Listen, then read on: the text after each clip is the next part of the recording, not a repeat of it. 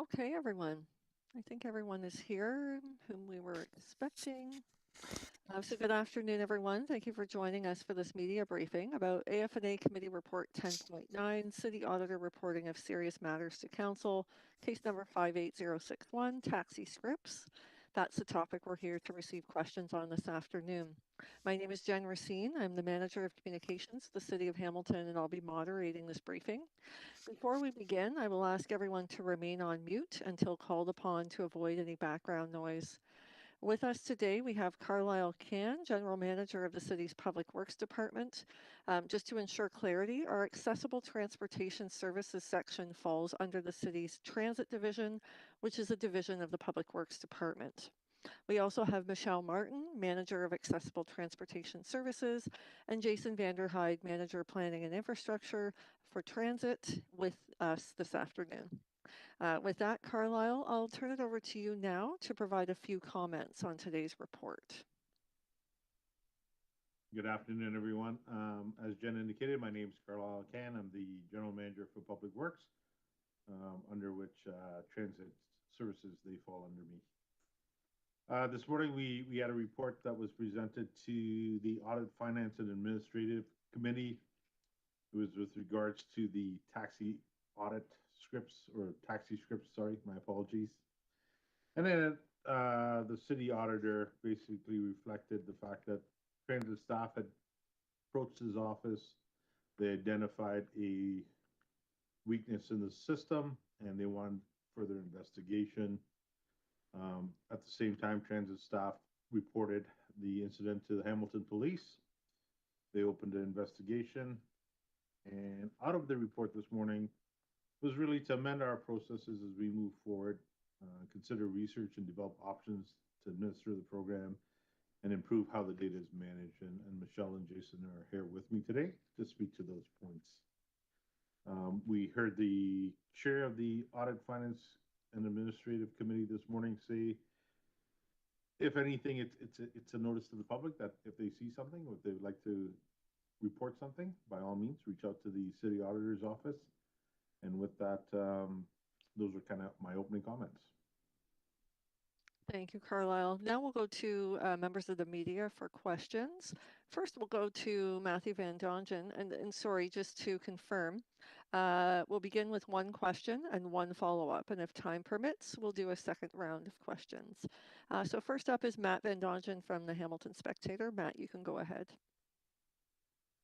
Hello, I'm not sure who this is directed to in particular, but we see in the auditor had indicated that quite a large percentage of the redeemed coupons that he looked at in his sample didn't have enough information for them to make a determination on whether they were appropriately redeemed or not. And I guess I was wondering, I must be lacking something here in the process, but why would the city, if a taxi driver or a taxi company brings you those coupons and say, please redeem these, why would the city do so if they weren't properly filled out? Thank you, Matt. Matt, I will start with the response and then I would invite my colleagues to join. Ultimately, what we have here is a program that's been running since amalgamation, and the administration of the program and the oversight of the program to some degree lost some of the rigor. In addition, when you look at the customers who are being serviced here, folks that have accessibility challenges, this is a group that we want to ensure that we continue to provide services to. So while the service continues, we look at ways of improving it. And to that end, we've improved contact with the management, with the current taxi script program providers. We've improved communication with our customers with regards to the use of the scripts. And we're also reviewing our documents and internal SOPs. So Michelle, if you want to add to that. Thanks, Carlyle. Yes, our focus is absolutely to begin with reviewing our own internal processes. We want to ensure that we're providing services to eligible ATS clients who are using their scripts for transportation. All right, and that all sounds great to me, but just sorry, maybe even just walk me through the process right now. Would it normally be the taxi companies that redeem these on behalf of all of their drivers or applicable drivers, or would it be individual drivers that have to do that? It's the taxi companies that provide the scripts that have been turned in by their drivers for reimbursement by the city. Okay, so presumably the city is liaising with them on what's appropriate going forward in future? That's correct. Thanks. Thanks, Matt. Next, we will go to Nathan Sager with In the Hammer. Nathan, you can go ahead.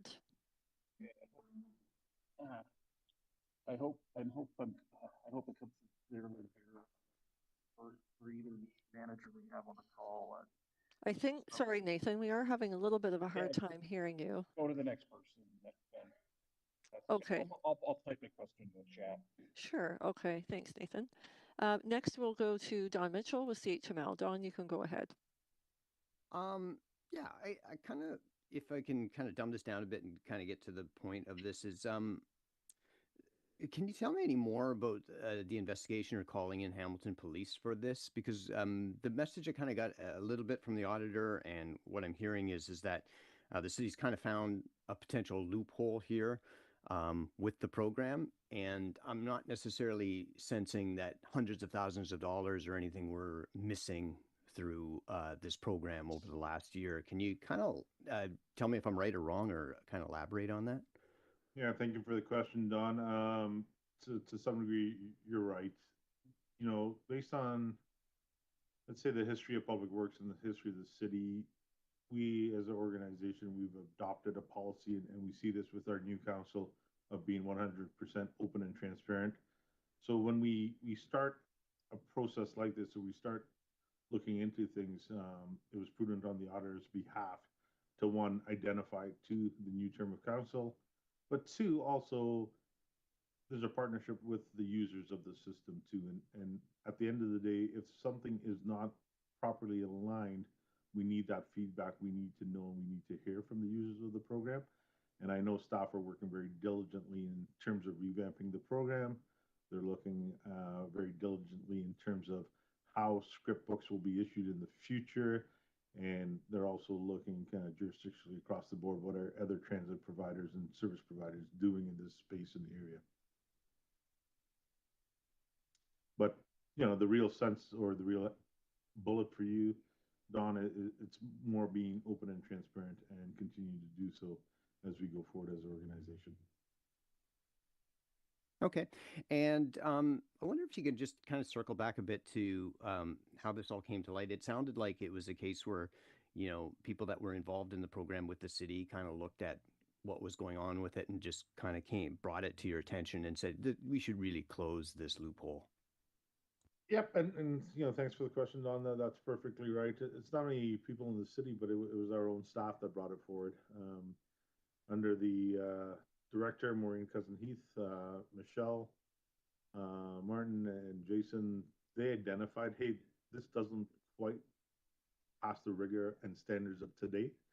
We need to identify to the city auditor's office. In addition, they thought it was prudent to notify the Hamilton Police. And that's in keeping with the lessons learned in the past, and how do we apply them as we go forward. But maybe, Michelle, you can speak a little bit more about what triggered it, because I think you and your team are the ones that get the credit to say, you know what, let's do better.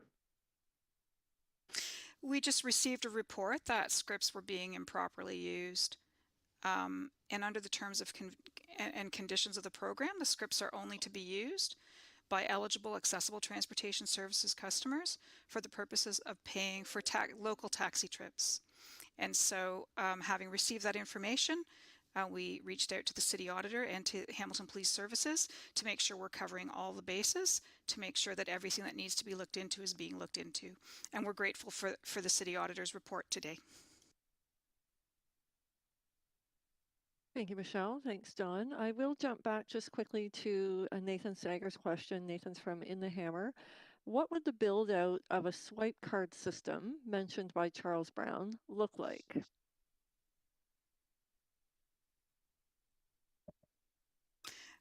I can answer that question if that's okay with you, Carlyle. We've just started to look into that. So what we'd be looking at is, you know, a card that carries cash value on it, like a gift card or a TIM card. We're thinking about different ways that that could be approached. Have spoken to our colleagues in Calgary who run a similar program for their taxi script program, although it's not a taxi, they're not using script coupons, they're using something called the ACE card. But we've just, it's still early days for us. We're just starting to investigate all of that, and we haven't costed everything out. But there would be an IT component. We'd have to think about, if the vendors can also accept the card, would we be using the card itself as, also as the ID card? There are all kinds of options to think about. And we are investigating. Great, thank you, Michelle. Next, we will go to Kate Stoller from KX94 News. Kate, you can go ahead.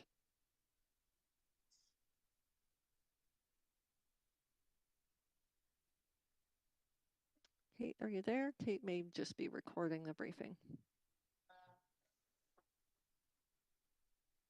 Okay, next we will go to Eric Viano from CHCH. Eric, you can go ahead. Hi, yeah. So I was mainly wondering if you could a bit of information. Sorry, Eric, we can barely hear you. Wondering if you might be able to speak up a bit. Yep. Can you hear me now? Yes, better. Still low, but better. Thank you. I was wondering if it would be possible to maybe give a little bit of information on maybe how long this is going on, the actual the improper use of the scripts. I was wondering if you had any information.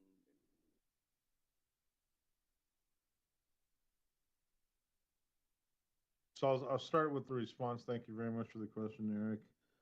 I think it's more staff identified or where there was an indication that there could be improper use of the script. So we immediately called in the city auditor's office.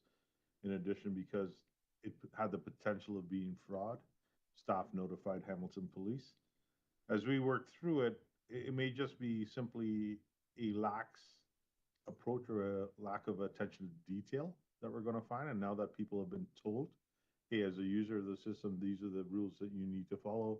As a service provider of the system, these are the rules you need to follow when submitting your monthly claim. I think that's more where we're going and where we're focused on. So there is no proven instance of fraud here. It's the fact that we've identified there's a hole or there's a gap, and it had the potential. And according to our policies and procedures within the organization, our job is to notify the city auditor, and also through the city auditor's office. He did his initial investigation, and I can't speak on behalf of the city auditor, but he brought a report forward to committee today, the Audit, Finance, and Administration Committee, AFNA, as we call it. Michelle, is there anything else, or Jason, that you'd like to add? Sorry, can you just remind me of the question? I was listening to Carlyle's answer. Sorry, I was mainly just wondering if you had any information on if this was an issue allegedly that has been going on for a while.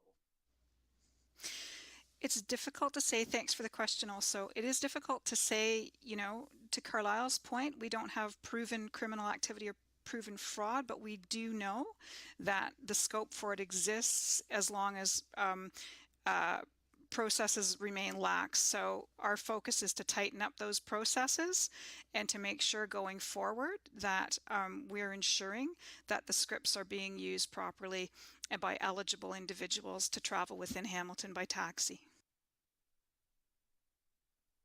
Thank you very much. And any follow-up, Eric? No, I don't have a follow-up. Okay, thanks, Eric. Next, we will go to Desmond Brown with CBC. Desmond, you can go ahead. Yeah, is there likely to be a pause to the program while you investigate this possible loophole? Thank you for the question, Desmond. As Michelle indicated earlier, the client group that we're talking about here are probably have been marginalized, and we want to continue providing service to them. I think it's really important we as a city recognize that in all our program areas, and there's a concerted effort to make sure that people who need our services continue to receive it. So right now, staff's recommendation is not to pause the program, but to work diligently in enhancing and reinforcing kind of the rigor needed to continue to provide this type of service. And just to clarify, are you saying at this point you don't have a sense of the losses suffered by the city as a result of this? So thanks for that follow-up question. I think what the auditor indicated was there was a very low percentage of compliance with regards to the paperwork submitted. So the forms and the details they need to fill out wasn't 100% complete. Maybe there were some missing holes. So it's more about making sure that all the detail and all the information gathered meets the requirements of it. And folks are busy. They're in a rush and they want to get home or they want to get to their appointment. They want to get to their next client, whatever the case might be. So we partly understand it, but we're also saying as a city organization running this program, we need more rigor and attention to detail for this program to be successful and provide the service to those that need it the most.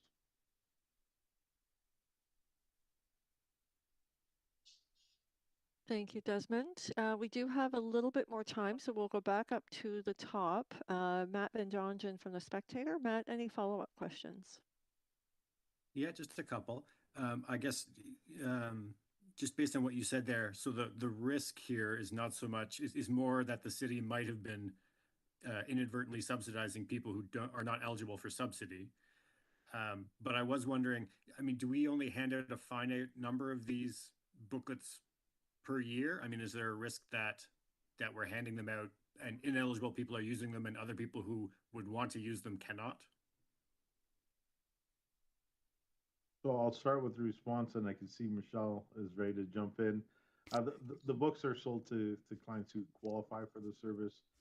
Typically, I think they're $40 booklets about face value, but they're priced at $24. And there's a criteria with regards to who can purchase a book. Once the book leaves the department or transit, what happens to the scripts and who actually uses it becomes a little bit of a questionable mark. So Michelle, did you want to add on to that? Thanks. Yes, I just wanted to add in that eligible accessible transportation services customers are able to purchase a maximum of 3 booklets at that discounted rate per month. Right, but do we only hand out, do we only sell a maximum number of booklets per year, or is there a finite amount? Well, we don't put a cap on how many we'll sell. If you are eligible to participate in the program and you haven't purchased your 3 books for that month, you're eligible to purchase the 3 books for that month. Does that answer your question? I guess it will have to. And the last thing I'll just, Yeah. just because I've received a note, it appears that Hamilton Police are not continuing to investigate this matter, at least based on the message they've sent me. So if the city is asking people to share what they know, if they think something wrong is happening, to whom do they go with that information? They can, thanks for that question. They can please certainly let Accessible Transportation Services know if they are aware of any improper use of taxi script coupons.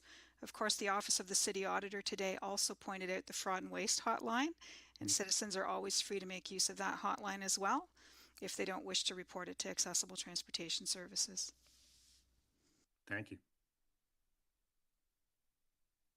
Thank you, Matt. Next, we'll go to Nathan Sager within the Hammer. Nathan, do you have any follow-ups?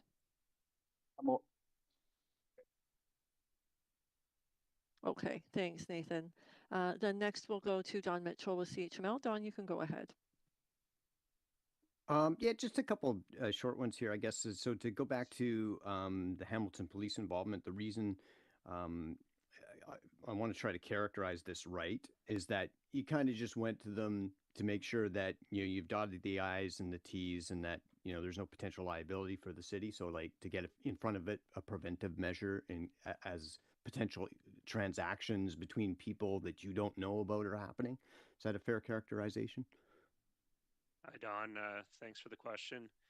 I think the best way to characterize this is there was a concern that was brought forward to staff, and staff doing their due diligence felt like there was a potential exposure to fraud or criminal activity, and it was incumbent upon staff to go to the city auditor as well as the police just to cover our bases. Again, on the potential of fraudulent activity, not necessarily the confirmation of fraudulent activity, but the potential. And through that process, the police did their investigation. The auditor has submitted their findings, and really to both Carlyle and Michelle's point, what's come out of that is really there's some gaps in the processes and the administration of this program that we need to take a deeper dive into, and really to mitigate that potential risk going forward. And so that's what we're aiming at. But really, that's what this in a nutshell comes down to. And from a characterization perspective, it was the potential that was there, and we need to cover off the bases of what that potential looked like. Okay, and I was trying to kind of grasp a bit what Matt was saying to Michelle about the books, and so am I to understand this? So it's 3 books a month times 12 is the maximum per year. Okay. Yeah, thanks for the follow-up, Don. That's correct. Per client, that would be the maximum per year. Mhm.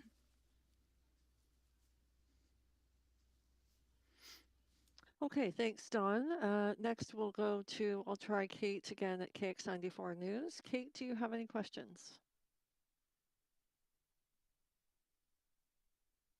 Okay, and then back to Eric Viano from CHCH. Eric, any follow-up questions?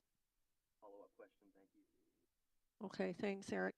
And finally, Desmond Brown from CBC. Desmond, do you have any follow-up questions? None from me. Thanks. Okay, thanks very much. Okay, with that, everyone, we will conclude this afternoon's media briefing. If members of the media do have any follow-up questions, please feel free to reach out to me and we'll endeavor to help get you the information you're looking for. Thank you very much for joining us this afternoon, everyone, and enjoy the rest of your day. Bye-bye.